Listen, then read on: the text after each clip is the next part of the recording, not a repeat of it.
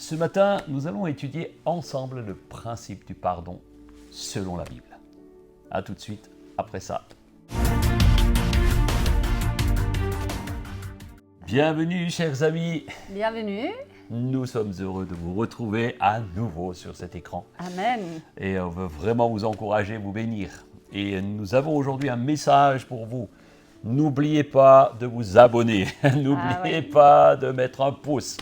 Parce que vous savez, ça fait monter les vidéos dans l'algorithme YouTube et on veut le diffuser à un maximum. Et si vous êtes bénis, d'autres pourront être bénis aussi. Oui. Alors, c'est vrai qu'aujourd'hui, donc, ce sujet, le pardon biblique, lorsque nous nous trouvons dans une situation complexe parfois, nous ne savons pas toujours bien comment gérer ce qui est bien, bon, ce qu'il faut faire ou ne pas faire. Et nous voulons vous encourager à procéder toujours lorsqu'il y a une dimension de dispute, une dimension où vous n'êtes pas à l'aise. On veut vous encourager à travailler et à régler les conflits à la manière dont la Bible nous l'enseigne, et notamment quand il s'agit de l'Église, quand il s'agit entre frères et sœurs, entre chrétiens. Donc nous voulons vous encourager à cela. Et on va commencer par lire un texte. Et c'est bien parce que la Bible a tout prévu. Amen, ça tombe bien. Dans Matthieu 18, verset 15, « S'il arrive à ton frère de commettre un péché, va le trouver. Parle en tête à tête avec lui et montre-lui sa faute. S'il se laisse convaincre, tu auras gagné ton frère. S'il ne t'écoute pas, reviens le voir en prenant avec toi une ou deux autres personnes, pour que tout ce qui sera dit soit appuyé sur les déclarations de 2 ou 3 témoins. S'il refuse de vous écouter, dites-le à l'Église. S'il refuse même d'écouter l'Église, mets-le sur le même plan que les incroyants et les gens avec qui vous évitez toute relation. » C'est vrai que nous voyons dans ce passage, il y a un principe, il y a un processus de réconciliation au sein même de l'Église. Nous voyons que d'abord, nous devons parler à la personne, c'est ce que nous avons vu déjà. Nous devons parler avec elle. Si elle n'écoute pas, nous devons prendre un témoin. Si ça ne fonctionne encore pas, eh bien, nous devons le dire à l'Église. Cependant, il faut s'armer de beaucoup d'humilité et de volonté. Beaucoup d'amour aussi. Pour vouloir se réconcilier. Choisir le pardon, ce n'est pas une marque de faiblesse. Eh oui, on pourrait croire que c'est une marque de faiblesse, mais non, pas du tout. Bien au contraire, c'est un signe de maturité et c'est une force de pouvoir pardonner et de pouvoir se réconcilier. Ça demande vraiment beaucoup d'humilité et d'amour. Et je dirais même le pardon et l'amour sont intimement attachés. Les bénéfices pour l'Église et pour soi-même lorsque nous entrons dans ce processus et lorsque nous avons le désir de régler les problèmes, eh bien, sont très puissants. Le diable, vous savez, aime depuis toujours semer la zizanie. Il aime semer la zizanie. Son unique but, c'est quoi? C'est un dicton que nous connaissons, c'est diviser pour régner. J'ai entendu un jour dans une rhétorique où un homme, sans doute pas très réfléchi, va dire ceci, moi, oh là là, moi, dans une colère, je préfère encore régner en enfer qu'être un esclave au ciel. Sans doute n'a-t-il pas réfléchi. Et c'est une inspiration réellement démoniaque. Sans doute ne sait-il pas de quoi il parle. Parce qu'en enfer, personne ne règne. Non. Tout le monde brûle et souffre. Une grande souffrance, oui. Alors c'est vrai qu'il utilise les susceptibilités, les faiblesses de chacun pour semer le trouble. Et particulièrement avec les gens qui ont le plus de mal aussi à se remettre en question.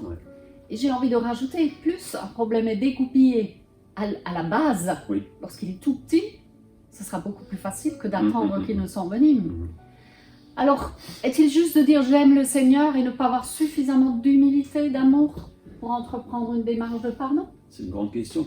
Nous avons une réponse dans l'Épître à Jean. Oui, dans 1 Jean 4, verset 20, « Si quelqu'un prétend aimer Dieu tout en détestant son frère, c'est un menteur. Car s'il n'aime pas son frère qu'il voit, il ne peut pas aimer Dieu qu'il ne voit pas. » D'ailleurs, le Christ lui-même nous a donné ce commandement, que celui qui aime Dieu aime aussi son frère. La Bible a tout prévu. Pardonner ou demander pardon, bien au contraire, n'est pas une marque de faiblesse, mais une marque de force, d'amour. Ce que nous venons de lire nous le confirme réellement. Et aussi de soumission. C'est un acte de soumission à Dieu et d'obéissance à la parole de Dieu. L'amour pour Dieu et envers son prochain nous encourage à laisser nos susceptibilités à quelque part dans le placard, avoir le souci du bien-être des autres, et c'est la première marque d'amour que nous pouvons avoir. C'est la première marque d'humilité. Je dirais c'est l'amour de Christ vécu sur terre finalement. Et c'est ce que Jésus a fait. Hein. Et d'ailleurs, dans Philippiens, l'apôtre Paul nous y encourage. Philippiens 2, 3 et 4, il nous dit « Ne faites rien par esprit de parti ou par vaine gloire, mais que l'humilité vous fasse regarder les autres comme étant au-dessus de vous-même.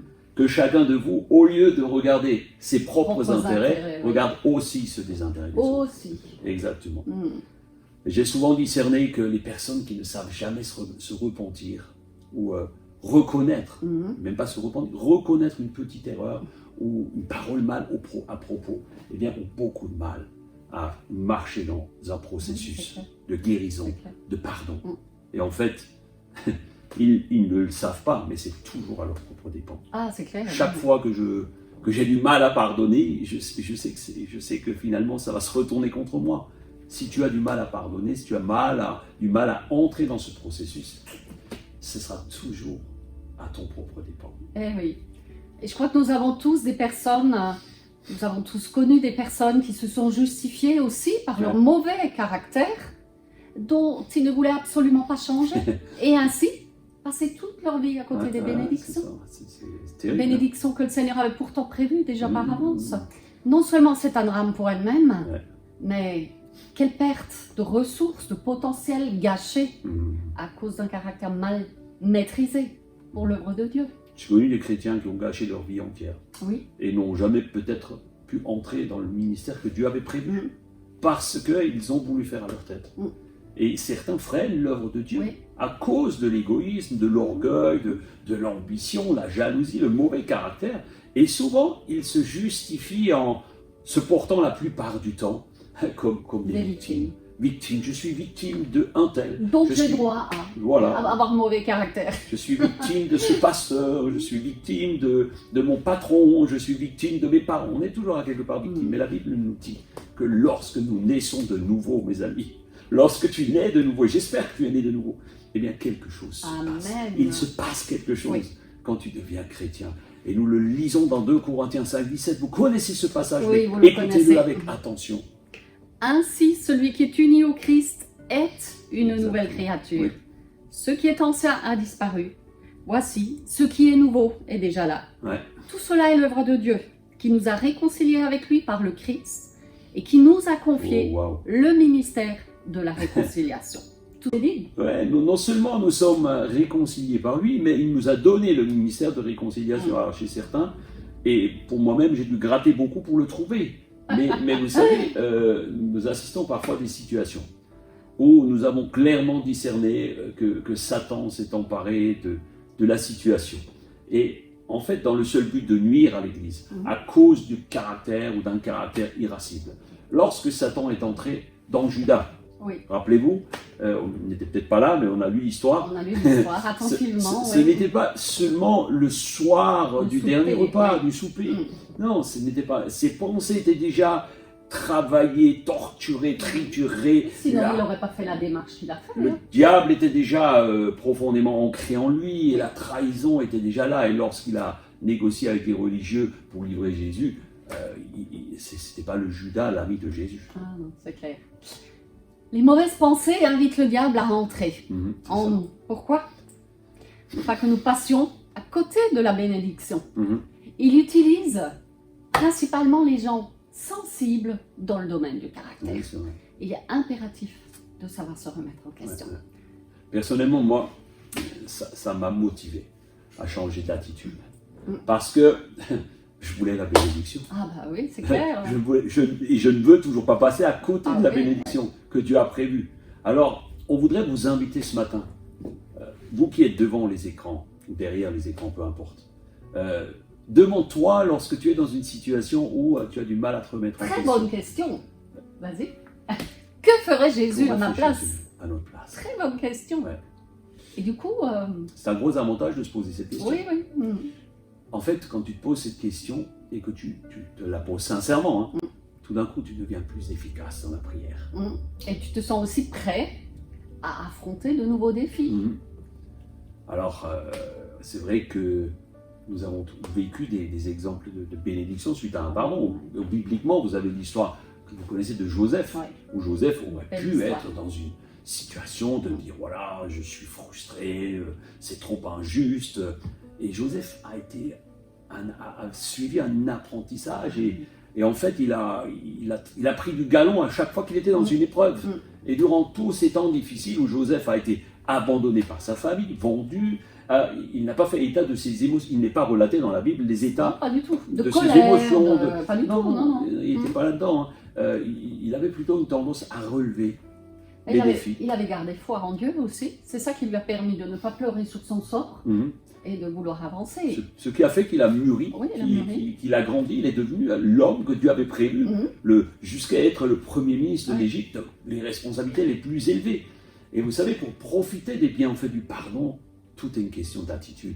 Joseph avait la bonne attitude. Joseph avait porté un regard positif sur tous les événements douloureux de sa vie. Exactement. Et il les a transformés après en réussite. Parce qu'au dernier moment, il aurait pu encore d'avis. C'est comme s'il disait, grâce à vos actes abominables, j'ai pu, eh bien finalement, arriver à une situation où j'ai pu sauver votre pays de la famine. Et Joseph n'a pas oublié, mais il en a tiré la bonne conclusion. C'est ça. Alors, vraiment, le pardon a un super pouvoir, les amis. Amen. Est-ce que vous avez remarqué dans le passage de Jacques que nous avons lu la dernière fois, est-ce que tu peux juste le relire? Oui, bien sûr. Jacques 4. Jacques 4, verset 15. La prière faite avec foi sauvera le malade et le Seigneur le relèvera. S'il a commis quelques péchés, il lui sera pardonné. Amen. Vas-y. En fait, c'est celui qui ne pardonne pas, qui est des fois malade et reste malade. C'est ça, Et la personne qui vous a offensé ne pense certainement jamais à vous. Elle vous a oublié. C'est vrai. Alors que vous, non. Qui est le plus malade des deux dans l'histoire? Qui est le plus malade des deux, c'est ça. C'est souvent, on se sent D'ailleurs, cette offensé. phrase qu'on dit facilement, se rendre malade, elle trouve bien son origine. Exactement. Puis ça, le pardon a cette faculté impressionnante parfois de faire remonter. Lorsque nous sommes pressés par Dieu, il y a des choses extraordinaires qui se produisent. Et moi, je me souviens de ce qu'a vécu mon épouse tout au début, lorsque nous avons connu le Seigneur. C'était une période difficile, elle était en conflit avec son frère notamment, et on ne savait pas trop pourquoi même. C'était pas en conflit, on ne se voyait pas, tout simplement. Voilà, Et je me souviens que chaque fois que j'allais à l'église, Saint-Esprit me travaillait. Et un jour, le pasteur lisait ce passage où il dit avant de venir me faire ton offrande, va et réconcilie-toi avec ton frère. Laisse-la ton offrande à l'autel. Et là, j'ai compris que c'est le Seigneur qui me parlait.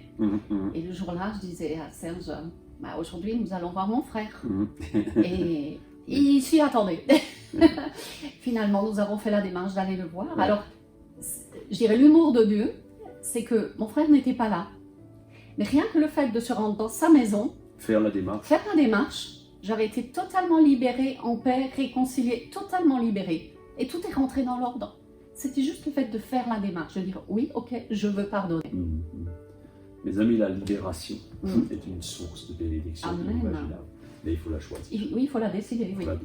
Alors, avant de terminer et de prier, la prochaine fois, nous verrons ensemble comment les choses vont évoluer dans ce processus de pardon avec une feuille de route. Nous avions promis cela, un questionnaire que vous pourrez télécharger gratuitement. Vous aurez ça avec la prochaine vidéo. Et nous allons simplement vous l'exposer la prochaine fois. Ne manquez pas cette vidéo qui va être extraordinaire. J'aimerais qu'on puisse prier ensemble. Alléluia. Seigneur, je te bénis pour ces instants. Merci parce que tu nous révèles tes hauts faits, tu nous révèles tes bienfaits et nous voulons être un instrument utile entre tes mains. Alors Seigneur, merci de ce que tu nous libères de toute amertume, tu nous libères de toute pensée négative, de toute situation de non-pardon qui peut exister. Nous te prions et je te prie pour chaque personne maintenant derrière l'écran. Seigneur, tu les touches maintenant au nom de Jésus. Qu'aucune ne puisse sortir de cette série sur le pardon comme il a commencé. Je veux vous dire, vous êtes des héros dans la foi. Amen. Si vous voulez vivre ce processus libérateur du pardon, vous allez avoir une vie de prière victorieuse. Et faites comme Joseph, que le mal qui vous a été fait, vous puissiez le dompter et le transformer en quelque chose de bien, pour la Amen. gloire de Dieu. Alléluia. Amen. On vous dit à la prochaine fois. Très Prenez belle soin journée. de vous. Prenez soin de votre âme. À bientôt. À bientôt.